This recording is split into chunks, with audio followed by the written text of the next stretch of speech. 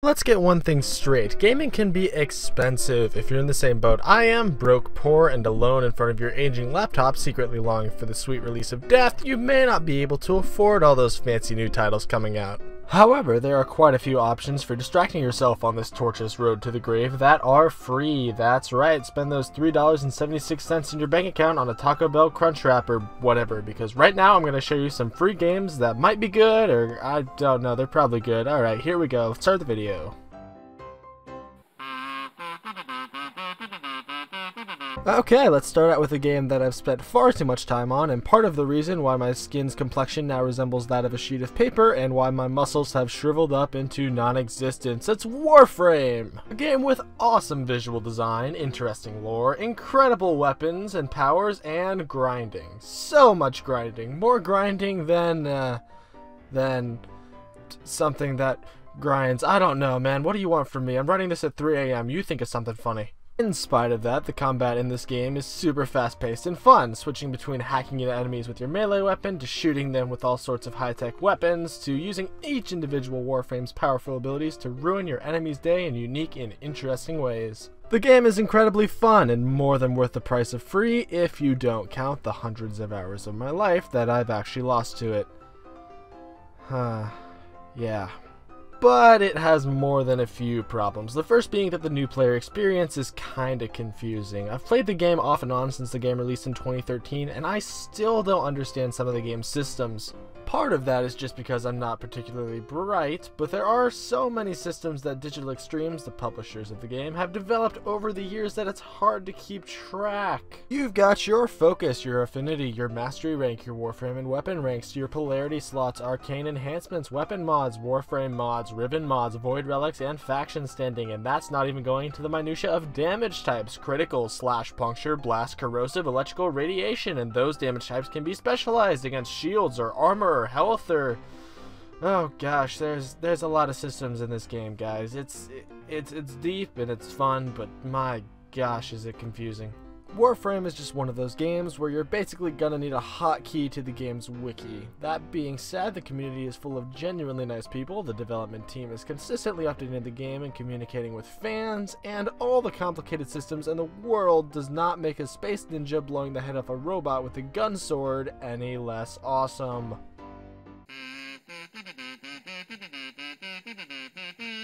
Yeah, you might say, space ninjas are great and all, but I'm an incredibly boring individual who's afraid that a new idea might make my brain explode. Got anything for me there? Not to worry, my simple friend, have I got the game for you. Say goodbye to your advanced warfares and infinite warfares and average warfares, and say hello to Iron Sight. The gameplay of Iron Sight can best be described as Call of Duty crossed with... well, I guess it's just Call of Duty, but free, so, you know, better. I guess I'm being a little unfair. The game does have a few interesting ideas. There's some interesting killstreak rewards, like a spider grenade thing that seems to have a 50-50 chance of either blowing up you or an enemy.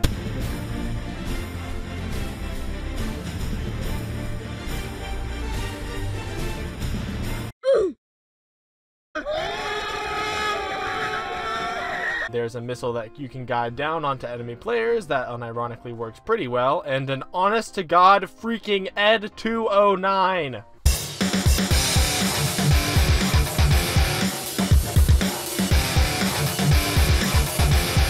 There's not too much more to say about this game. The shooting feels good, guns and attachments unlock surprisingly quick for a free-to-play game, the game feels balanced, and aside from the occasionally laggy netcode that lets other players somehow manage to kill me from behind a wall like they're in freaking Wanted...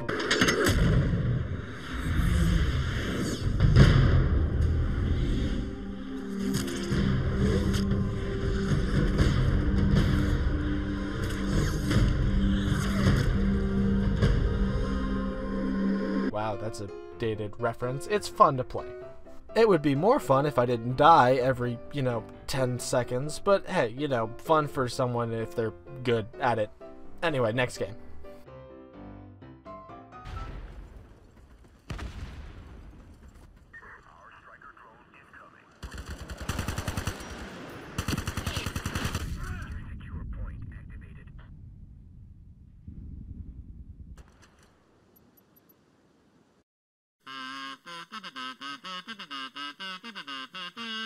Now here's a game I've played for a long time. It was actually one of the first games I downloaded on Steam back in 2012. Yes sir, 2012, back when the world ending in a giant destructive cataclysm seemed like a silly fantasy rather than a terrifying possibility that could come at any time. While Iron Sight was more of a straight Call of Duty clone, Blacklight has a few ideas that make it stand out, like, oh, I don't know, wall hacks? Wall hacks, there's wall hacks in the game. One of the unique selling points, or I guess it's free, so one of the unique download points, is the HRV or Hyper Reality Visor that lets players see the location of everyone on the map through walls. While this sounds like it might break the game, it's actually pretty balanced. You see, you can't shoot or sprint while the visor is up, so if you use it while turning a corner or while an enemy turns a corner and run into an angry player with a gun, you're in for a bad time of it. The visor also has a recharge time and limited use depending on what sort of helmet you wear. This makes the combat, even on larger maps, frenetic and fast paced because you always know where the enemies are, and for the most part they always know where you are. The other interesting thing that Blacklight does are the terminals. These are small points scattered throughout the map where you can spend the points you get from killing enemies or securing objectives on different bonuses. For example, there's things like health refills, maybe a katana, or ooh, that rocket launcher looks kind of cool, or maybe, I don't know, a giant freaking robot!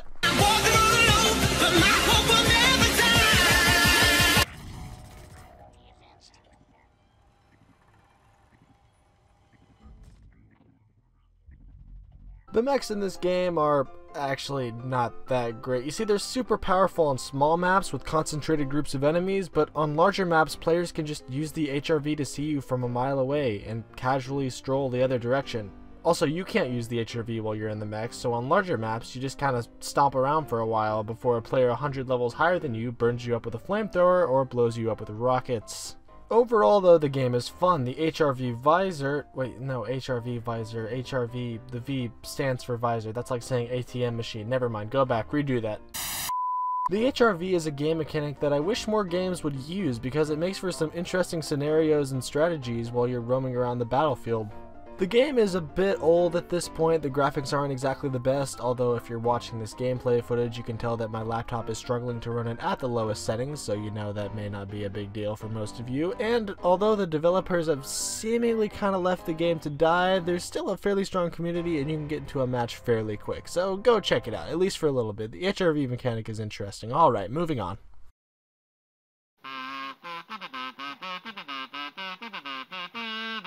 Honestly, I had completely forgotten about this game. A few months ago, I decided to try a very popular game by the name of Hearthstone. I downloaded the game and started playing. Then about 30 minutes later, I stopped playing and deleted the file, spitting on the computer a few times for good measure.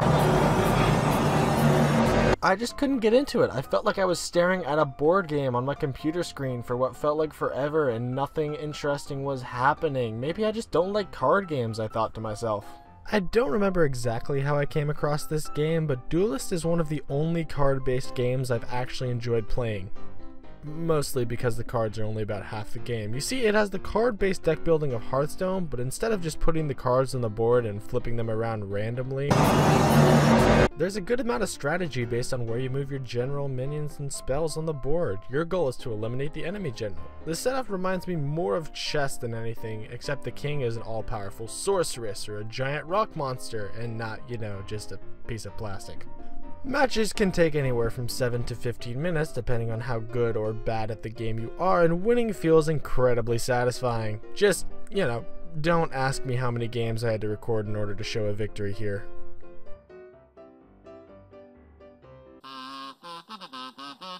Have I put too many first-person shooters on this list?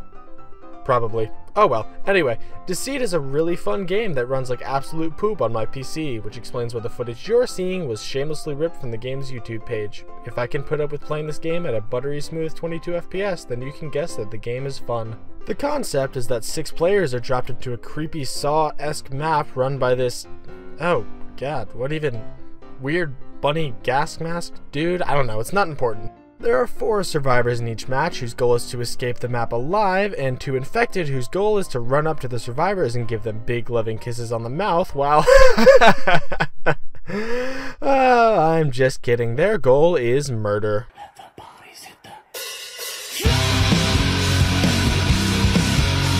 To be honest, the rules are kinda complex and it's a little bit easier to just jump into the game and play around with it for yourself, but I'll do my best to explain the rules here. Each section of the match is divided up into 3 timed segments. First, everyone wakes up scattered across the map with nothing but a Fitbit, a dumb haircut, and a gun. The infected's goal during this time is to drink blood bags that are scattered across the map. This lets them fill up their terror meter and eventually turn into their terror forms. Oh my gosh, I am spooked. Now, only the infected can actually drink the blood bag, so if you see someone drinking one, shoot them. Do it now, do it quick, run before they get away, shoot them, shoot them!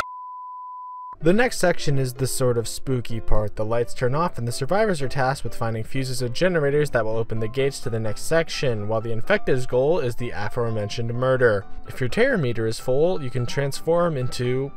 oh gosh.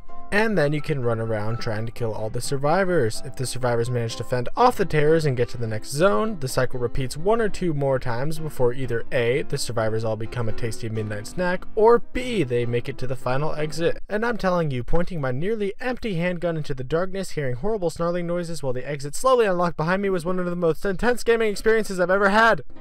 So, you know, yeah, give it a try.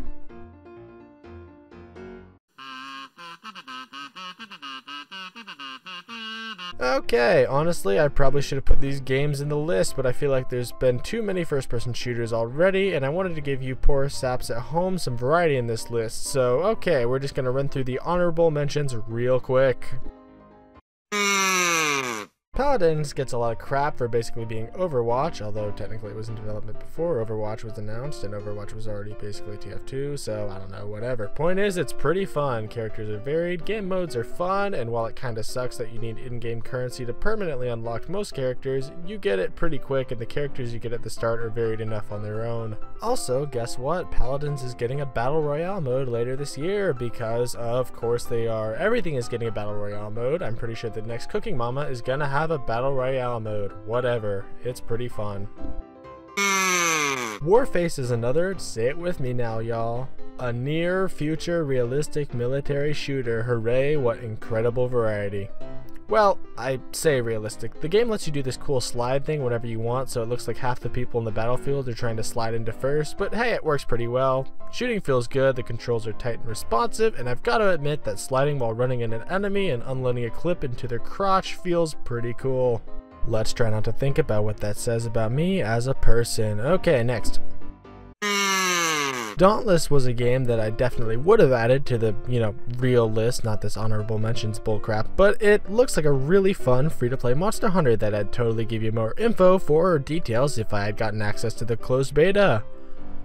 Which I haven't. So, yeah, I don't know. YouTube's a big place, man. You can find those videos. It looks cool. Check it out.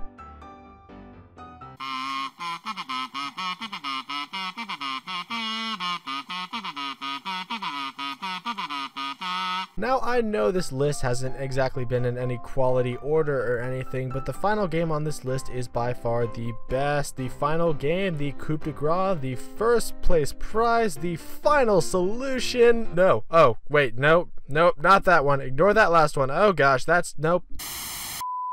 It's Life is Strange. What?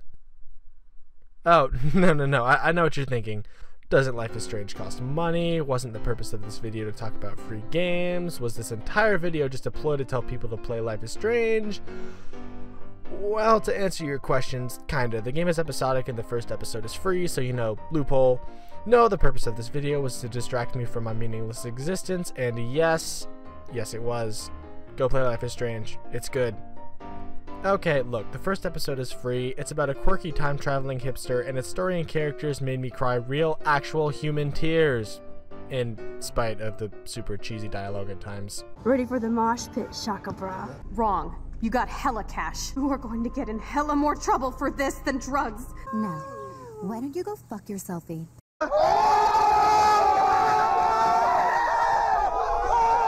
And to be perfectly honest, I ran out of free games that I actually care about and play regularly, so I had to improvise. So there it is, 7 or 8-ish good free games that you can go play right now, except for Duelist, which is in closed beta, so, you know, good luck with that. Anyway guys, thank you so much for watching. Let me know if you guys want to see more videos like this one, or different, or whatever, or...